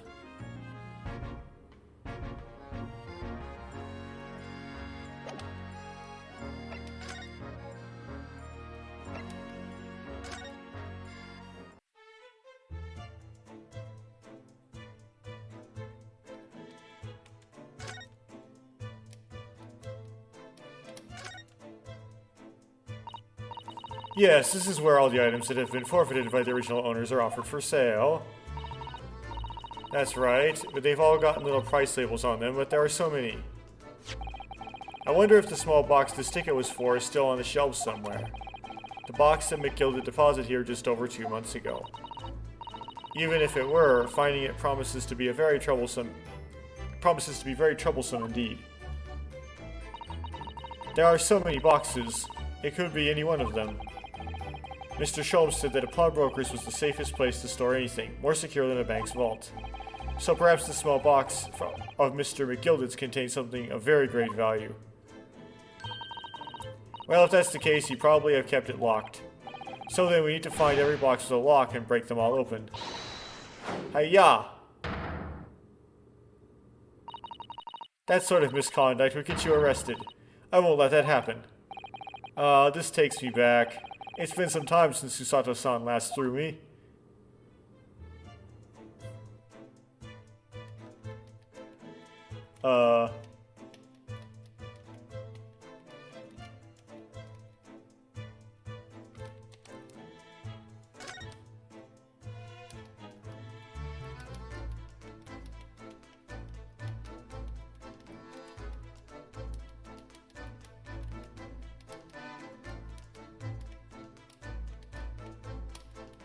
As officer's already been...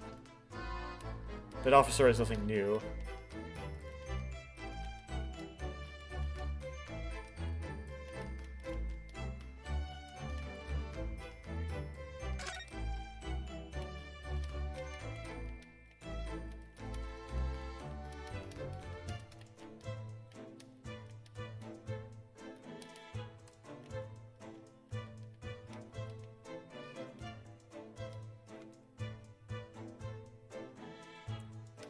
Huh.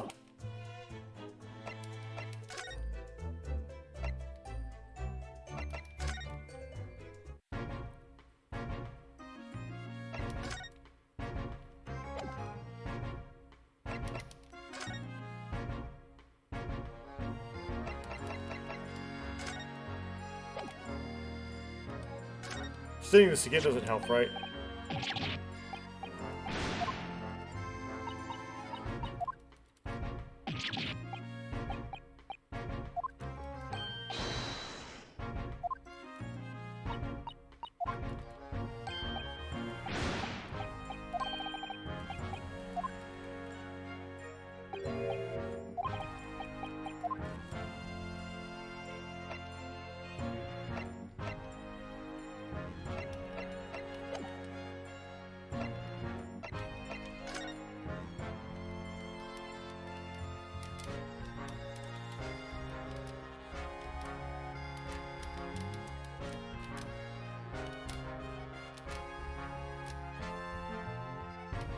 This is tricky.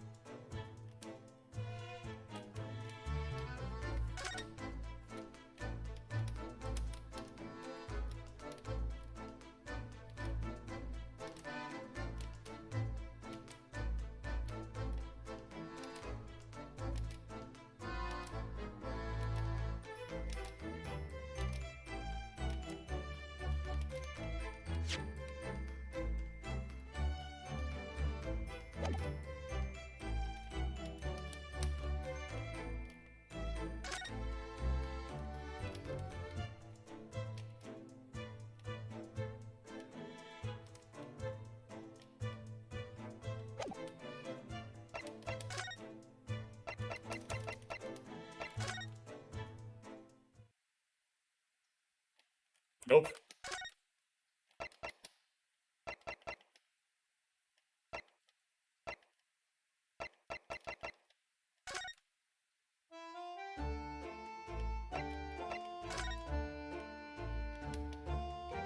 Nope.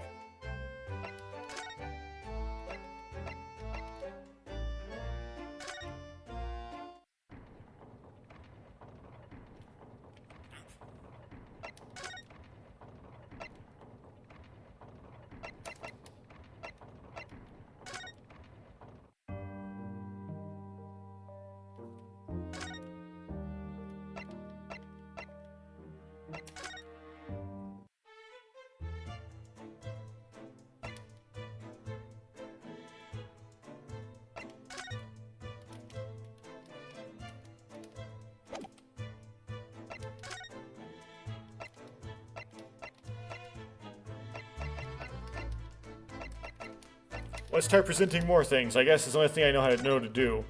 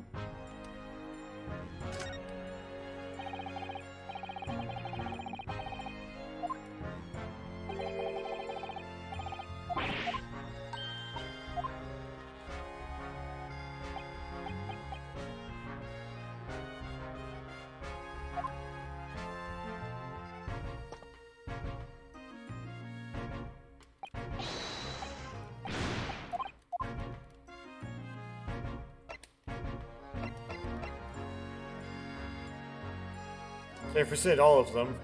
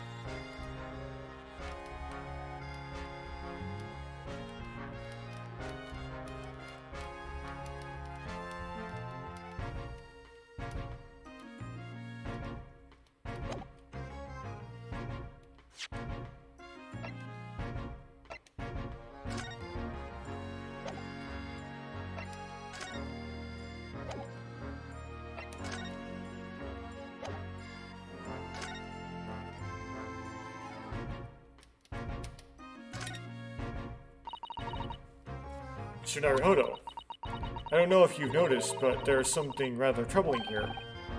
I have noticed. The red smear, you mean... Yes, it looks like blood, doesn't it? I wonder if Susato-san had picked up on that. Well, in that case... Yes, we need Iris. We should show this to her before we forget.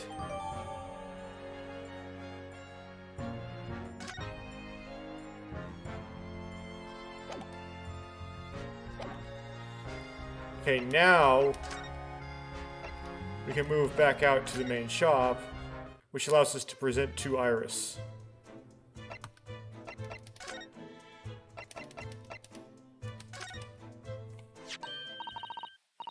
Oh, that looks like blood.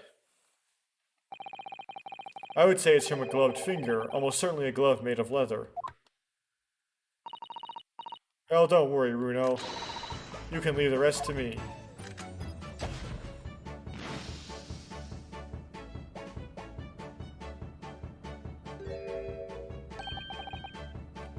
So is that thrice-fired Mason's blood? Look at that. Yes, that's a color we haven't seen before, isn't it? We simply must add it to the portfolio of blood samples. It could be an important clue. Although it would be nice to find out whose blood these different colors represented at some point. Well, this particular stain of blood... Oh, you've had an idea, haven't you? Do you know whose blood this is?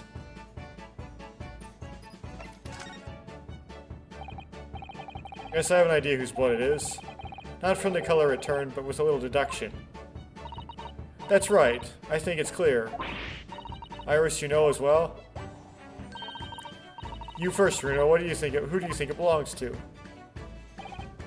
All right.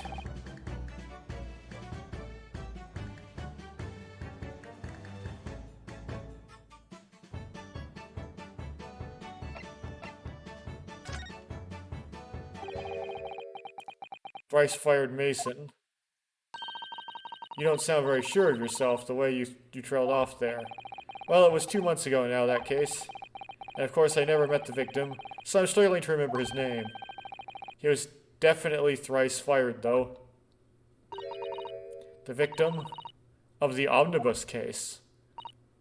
Yes, his name was indeed Mr. Thrice-fired Mason. But that would mean that this bloodstain was left on the ticket 2 months ago. Yes, I think it was. Gina brought this ticket here to Windibanks yesterday. I'm suggesting that the bloodstain was already on it at that time. So it's a smear of blood from the time that Mr. Mason was killed 2 months ago. Something else is coming back to me now. Mr. McGilded was also wearing leather gloves that night. And they had blood on them. But that was like, the police didn't say there was blood on them, which makes it weirder. Now I ask you, what good-hearted soul wouldn't rush to help a fellow bleeding from his stomach? Wasn't about to start worrying about the gloves now, was I? I reached out to give the man a hand. It certainly does look like a leather-gloved thumbprint, this mark. but we know that Mr. McGilden had no injuries at the time anywhere on his body, from which we can conclude that any blood on the glove belonged to the victim, Mr. Mason. Mr. Naruhodo, you sound just like Mr. Sholmes. Well, I am the main character. Minus the quirky slip-ups, I hope. Yes, I think you're right, Runo. Very well. Let's make a note of this. The details of the pawnbroker's ticket for the coat have been updated in the court record. The blood analysis data has been updated in the court record.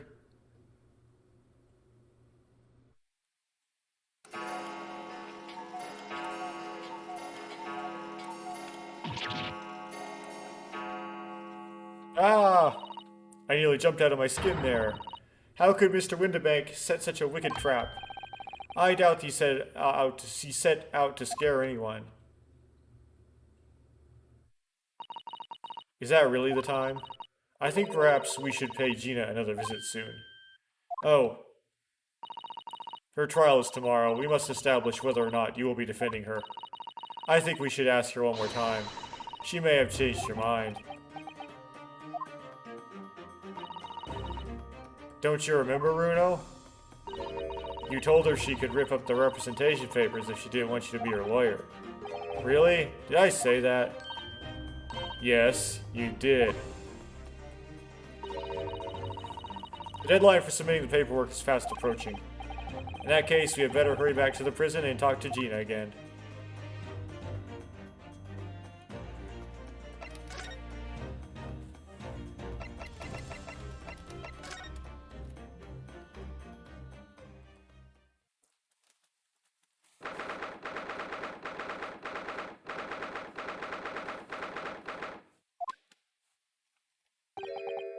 Ah, Gina, good. You're back. Ah.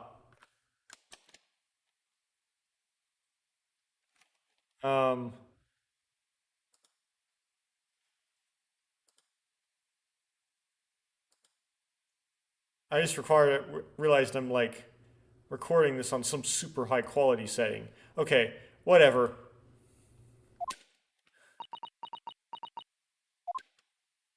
This will just be a big file. The police must have finished questioning her then. Oh, how was it, Guinea? Was it awful? Oh.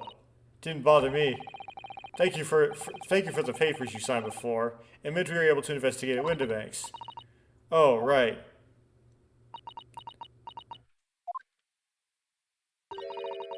Don't you want to know how we got on? We've been ever so busy. What's the point in asking? Won't change what everyone's saying. What I did it. That's not. Gina, we came to ask for your final decision. What decision? About tomorrow's trial. Will you let me defend you or not? I must submit the paperwork now if you'd like Mr. Naruhodo to represent you. Right, I see. She's really lost her fight all of a sudden. But I know what that feels like. The worry is just so hard to bear.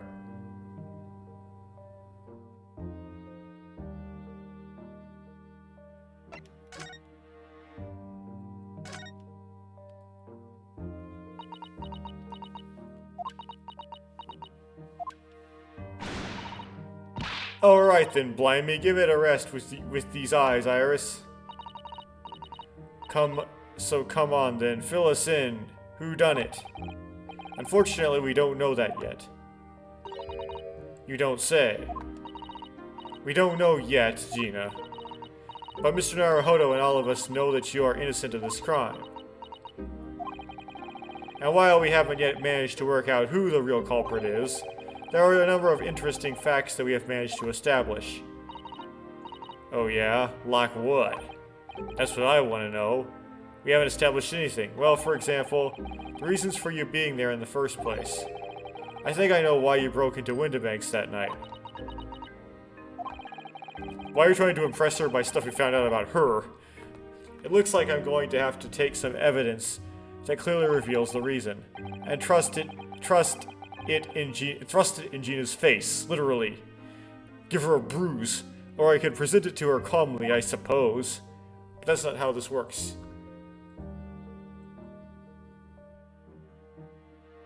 Okay.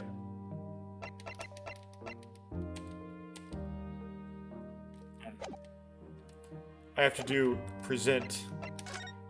Then I have to select it.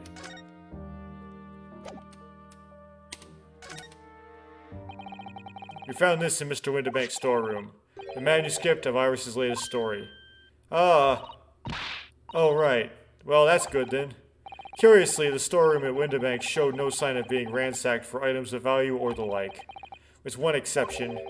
The box file that housed this manuscript. It was you, wasn't it, Gina, who broke open the box containing this manuscript last night? You were determined to find out whether or not the Hound of the Baskervilles was really there. That's the real reason you broke into the storeroom last night, isn't it? Ah. Why don't you tell us what happened, please?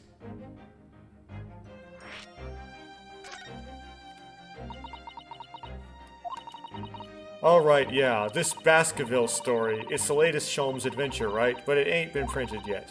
So I figured it's gotta be worth a fair few pieces of silver, right? Oh yes, at least 5,000 pounds. What? So you intended to sell Iris's manuscript, did you? No, Guinea, how could you? What? Wait, no, hang on. Of course I weren't gonna sell it. All I wanted was to find out if the mental script or whatever you call it really was there or not.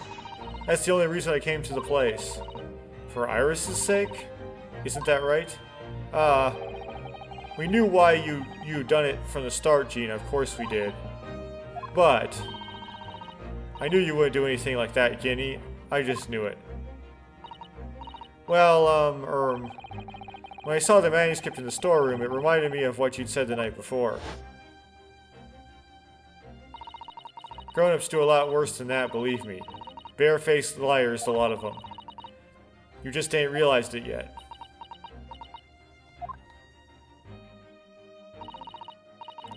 Telling you that mantle script ain't at Winterbank's, you'd soon see if you'd had a look.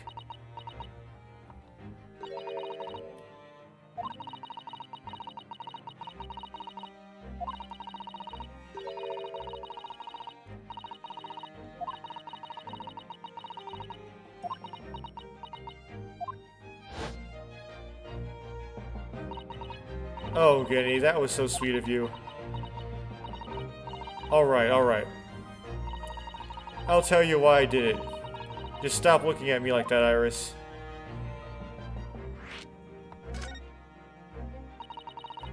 It weren't because of Iris, that's not why I did it. I just wanted to know the truth, that's all. You wanted to know if Mr. Sholmes was being honest. If he'd really deposited the manuscript at Winterbank's. It's like I told you the night before. I never had a father. But Iris is not ain't like mine. She got her dad, only she can't see him. And I reckon that's gotta be harder. That's why she writes her stories. They're about her dad, really. That's what it sounded like to me, anyway. Last night when I was listening to what you were saying, stories about Daddy? You mean they're not the adventures of a great detective? So much as the adventures of a great detective and his trusty partner? Well, that's how I see it, yeah. You're so thoughtful and so kind, Guinea. Yeah, so we never thought any different, did we? Look. Give me a rest. Give it a rest, will ya? I hate all this chummy nonsense. Do you hear? I hate it. I don't trust no one, right? That's how I work. 'Cause if you don't trust no one can let you down. So leave me alone. Go on, Scarper.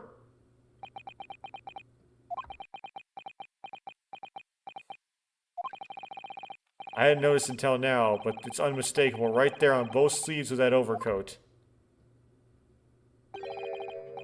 Are some very suspicious red stains.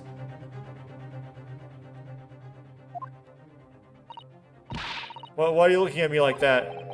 I think it might be worth presenting some of our other findings in that area to Gina now.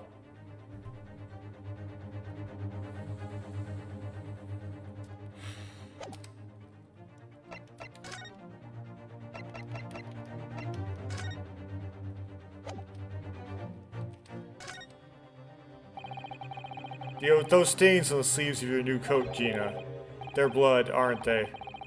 Now that I know whose blood, not that I know whose blood yet. What? Blood, Mr. Naruhodo. You don't appear to have any obvious wounds yourself, though. So could it be the blood that splattered from Mr. Windibank when he was shot last night? Let's not beat around the bush here. This trusty friend of mine will get results much faster than anything else. Take it easy, Iris. Don't move, Guinea. I'm gonna shoot.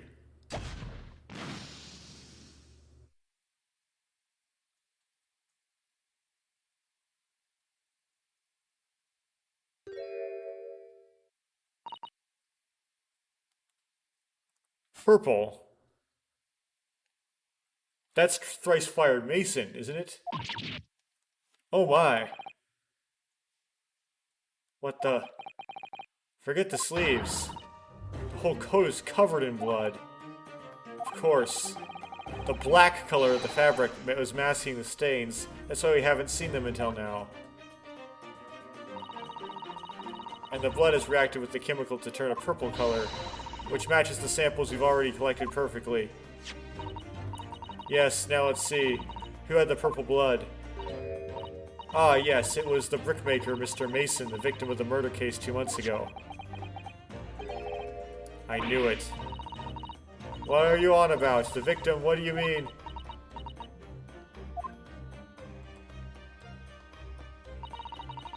It's a rather uncomfortable situation, Mr. Naruhodo, but I think this makes things quite clear. It means the omnibus case is finally solved. The truth about who really murdered the brickmaker, Mr. Mason, is revealed. Oi, can someone explain what's going on? Stop telling half a story.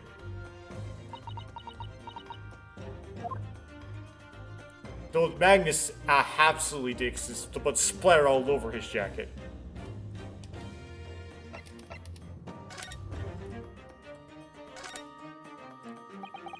We can see now that the victim's blood is all over Mr. McGilda's overcoat. But in the trial 2 months ago, the defendant said this is his testimony.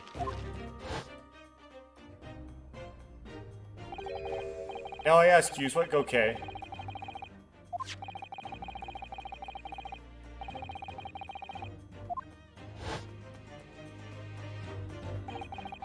But if you look at this overcoat now, it's clear. Those stains couldn't have arisen from Mr. McGilda trying to pull the victim to his feet. No, if that was what really happened, the blood wouldn't have splashed all over the front of the coat. The only explanation for this pattern of blood is that it splattered over McGilda's coat when he stabbed the victim in the stomach. I've tried to run from the truth for long enough, but there's no escaping it now.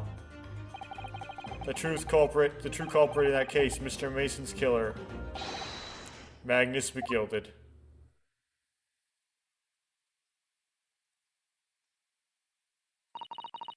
Mr. Naruhodo, that horrible case is solved at last. And I helped the man walk free from that trial. I used all that twisted testimony and all that sham evidence to prove his innocence. How could I have let that happen?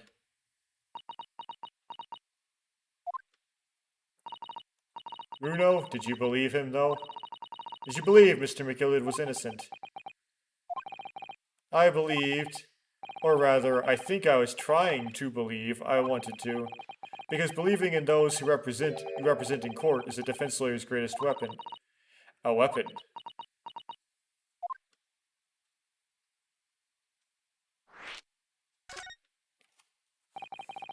Before we came to Great Britain, a great friend of mine taught me a valuable lesson. You mean Kazuma-sama.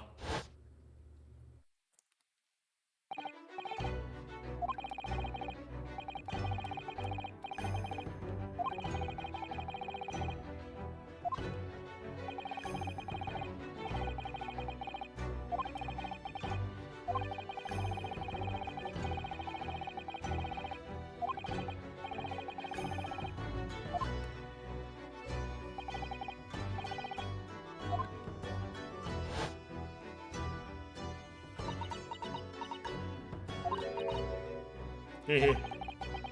What's funny, Gina? Of course, sounds like an Empire of Japan you come from.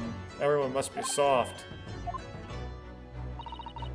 Oh, come on, look at the mess I've got you into. Believing in that bog trotter. Yes, I inadvertently helped a murderer walk free. Yeah, but, I mean, he got vigilante murdered by Van Zyke. Well, at least you've learned your lesson now, eh? Believing in people's never worth it. Someone always stabs you in the back in the end. As soon as you let down your guard, you've had it. Take a leaf out of my book. Believe no one, get hurt by no one. Gina, may I ask you something? What? I'd just like to make absolutely sure that you would like us to do what you would like us to do with these representation papers for tomorrow's trial. How many times do I have to say it? Rip them and chuck them away. Are you really sure that's what you want? I bet that's what he wants and all now. Mr. I'm a believer lawyer over there. Don't forget, it was me in that trial 2 months ago. I led everyone up the garden path, didn't I? And you're telling me you can believe in me after that? Not likely. Well, Mr. Naruhodo, a lawyer's primary weapon is an unwavering belief in his clients. Ultimately, it comes down to whether or not I feel I can trust Gina after everything that's happened. Of course. Gina, let me say it again. Please allow me to represent you in tomorrow's trial. Are you half-baked? Not at all. You've not once admitted to committing the crime, have you? What's more, I believe that you're telling me the truth. Title music! Seriously, Mr. Nero Odo? Didn't you hear all the what I said before? I'm a born liar, fibs just trip off my tongue. And I'm a diver, don't forget. I'm pulling the wool over your eyes 2 months ago. I pulled. And got you into all sorts of trouble. Why would you ever trust me now? I just don't get it. Because you're cute. Gina?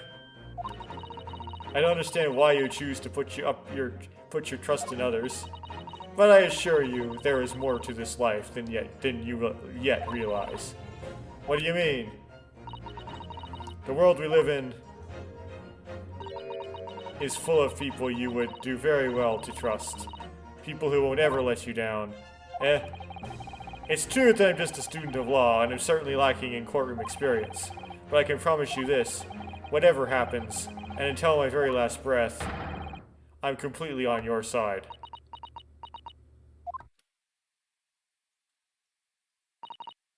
What? What do you expect me to say to that?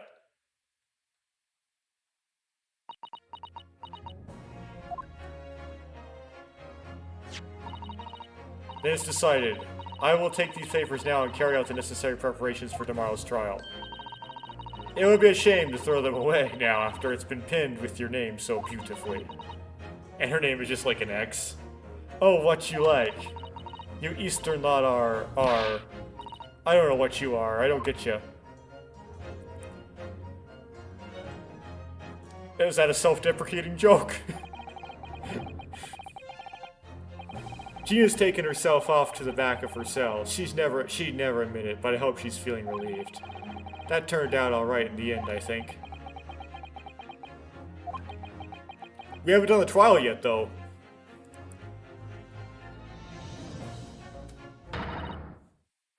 Overside in there. Show yourself at once. Eavesdropping is the height of cowardice. Mr. Sato? Somebody is there in the shadows, I can sense it. Somebody who wasn't there before. What? Herlock Sholmes. Blimey, you're sharp, eh? Oh! That's lame. I thought he was like out of the surgery and it was lurking there. I suppose you're using one of those mystic Japanese arts like the art of stealth I've heard so much about. Well, that's the one you've been using. If anyone was being stealthy, it was you, Inspector. Regsy? Oh dear me, I'm most terribly sorry, your ladyship. I didn't mean to startle you. How long have you been listening in on our conversation? Good grief, listening in? No. I just got word that there were some visitors who were refusing to leave, though it was after hours. I assure you, your ladyship, I only just arrived this very moment, not a moment earlier. That's all it is, nothing untoward, nothing at all. After hours? Is it that late already? So then, I'll humbly excuse myself now, your ladyship. Ta-da, toodle-doo, cheerio, all the best, bye and bye. That's a lot of farewells, and not one of them appropriate for her ladyship. Oh, but I wanted to have a chat. I'm terribly sorry, but time is pressing at the minute. Oh, I see. That's a shame. I don't get this emergency at the Supreme Court dealt with sharpish. Lord Strongheart will, well... Emergency? Lord Strongheart? Nothing, forget I said anything. Anyway, I'm off. Alright, Gregsy, if you have to, but let's chat soon. Delighted, charmed, can't wait. If you please, my pleasure. That's a lot of pleasantries, and not one of them sounded sincere. Gregsy's so funny, he says such silly things. It's certainly entertaining to see an inspector of the police fawning to a 10-year-old girl. But anyway, I wonder what his emergency is at the Supreme Court. I must attend the court clerk's office now before it closes. Yes, of course. Thank you, Miss Susato.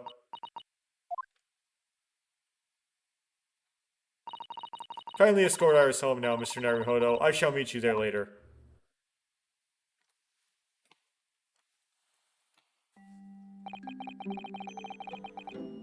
And so our investigation came to an end. Susato-san went to file the necessary papers for my defense of Gina the following day. And then it hit me. I could no longer suppress the wretched feeling that had been gnawing away at my insides. Tomorrow, Susato-san would be leaving Britain and making her way back to Japan.